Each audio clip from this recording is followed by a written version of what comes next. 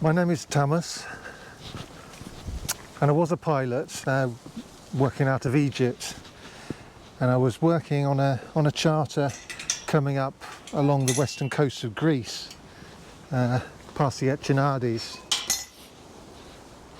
out to an island called Paxi. We were close to the shore, and I could hear a voice coming from the island, from the reeds, saying, Thomas, Thomas, and he called twice, and nobody should have known what my name was, and even half the passengers didn't know. And on the third time I answered, and he said, when you get to Palodes, announce that the great god Pan is dead. Now, when the passengers heard this, they were pretty alarmed. And there was much debate about whether or not to announce this at all, whether to meddle in religious affairs. But I left it to chance. I thought to myself, if the wind pushes us past Palodes, if there's a fair wind, then I would say nothing. If there wasn't, if we drifted into port, then I would do so. And there was no wind. And I went to the stern and shouted, and even before I'd finished, there was a great wailing. Now this was in the reign of Tiberius, and I was summoned to appear before him. So that was in the reign of Tiberius. So that was sometime between AD 14 and 37, and it was written by 100 years ago. We would have called him Plutarch, but he's now known as the pseudo-Plutarch. So you might ask yourself why I'm bringing that up now. And there's three reasons. One, I'm going to be talking about Pucklechurch. I'm just over the border from the old anglo-saxon Pucklechurch in Frampton Cotterell now, and Frampton means Froom Town, and that is the Froom there, and which is a Celtic name for a river name. And we can ignore Cotterell, that's all Anglo-Norman nonsense. But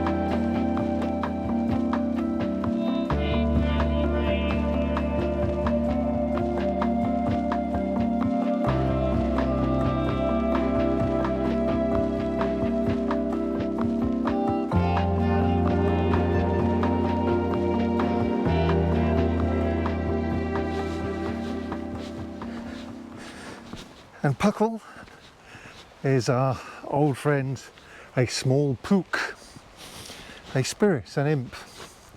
And what I wanted to talk about was something we have to be alert to as antiquarians, our responsibility not to set crazy hares running.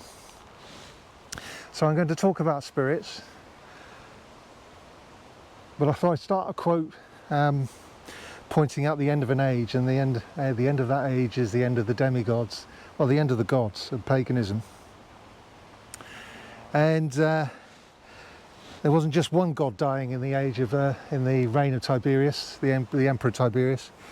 There was a second one. Christ died on the cross and was resurrected, and it seems Tiberius.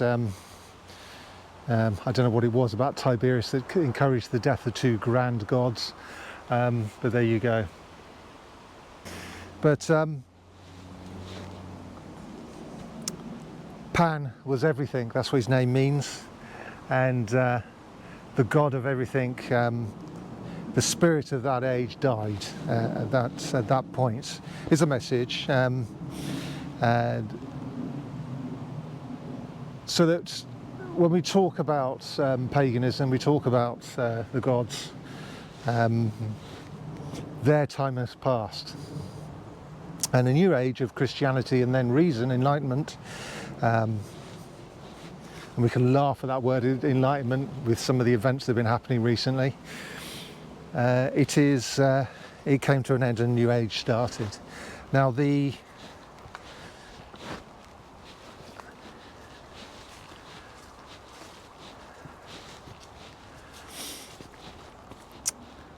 it's not just me talking about anglo-Saxon imps, goblins. Pucca comes down to us. We have its lasting form is as a character in Shakespeare, so it is part of modern English-British culture. The puck, what the Irish call the pook, and that word crops up all over Northern Europe, Western Europe, and it is both a mischievous and helpful from time to time spirit. But it's not just that. My friend WD-40 Productions Limited is quite clear to me that a lot of you have been encouraging him to return to the bosom of Christ, and I feel he's about to fold, so he may whinge and whine, but he will thank you later. So we must all redouble our efforts to bring him home to the church. And but there's something else that WD-40 Productions Limited has done, is talk about the Romano-British god Coccinius. And his name means red, and it still comes to us with the word cochineal. And probably a war god. We know very little about him, but it is one of these demigods that we can talk about without. We can't resurrect them. If they come back at all, it's because there is a change in the zeitgeist.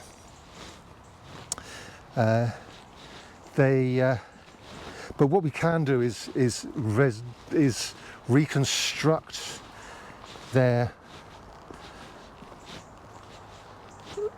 images, if you see what I mean. Reconstruct their something of their worship and their place, the minds of people in the Romano-British time and the late Iron Age. These are gods that merged with Roman gods. So have a look at what WD-40 was going on about. It's definitely worth a look. That is Coccinius is quite a Norman god, though I think I've seen one from the Cotswolds, but not many. The local god for around here, down in the southwest, is Cuda and Mercury, and of course Sulius Minerva. Oh, and Nodens. So we can reconstruct an idea of what the late Iron Age and Romano-British people believed in, so that we can inform ourselves without going crazy. But it is part of our history, and I think we deserve it to ourselves to do that.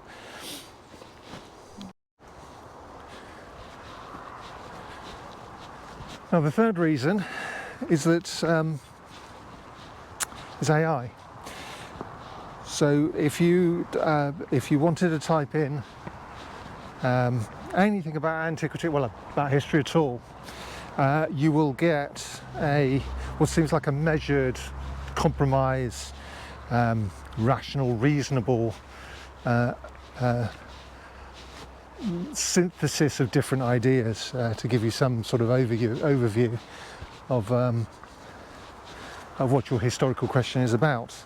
But the problem is, it is contradictory, and no amount of reasonableness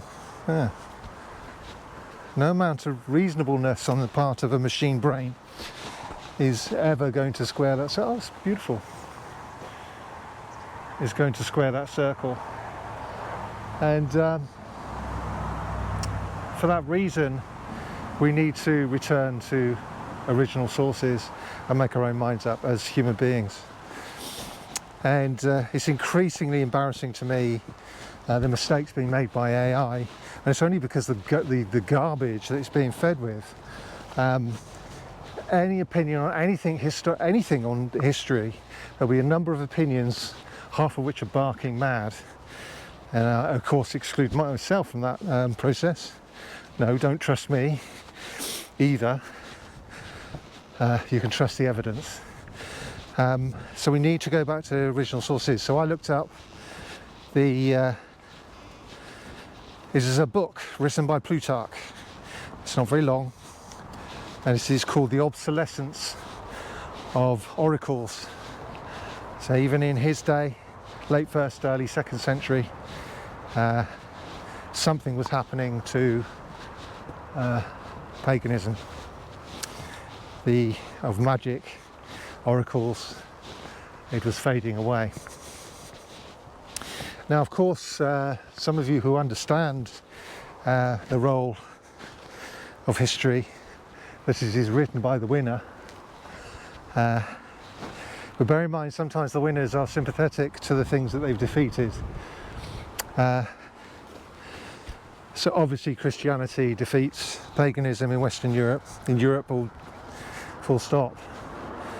But he does, those Christian philosophers do tell us something. Now, one of two things is happening with what I described to you, is either we're seeing, this is in my view, either we're seeing somebody who recognised without the aid of any knowledge of what's happening in the Middle East, in Palestine, Judah, that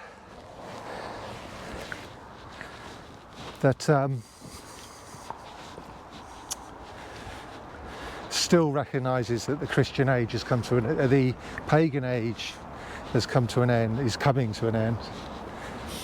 Or two, this document has been edited by a Christian, and they did do that because they venerated the Greek philosophers, the Christians, people like Aristotle and Plutarch, that they liked to add bits to their writing to show that they prefigured Christ. So one of those two things is happening in my view. I couldn't tell you which. I suspect if it was a Christian document, they would have given more clues. I mean, the clues of Tiberius is obviously very strong, but I think they couldn't have resisted adding more. They're just very, very subtle. I suspect paganism had its day. It was on its way out, and everybody knew that.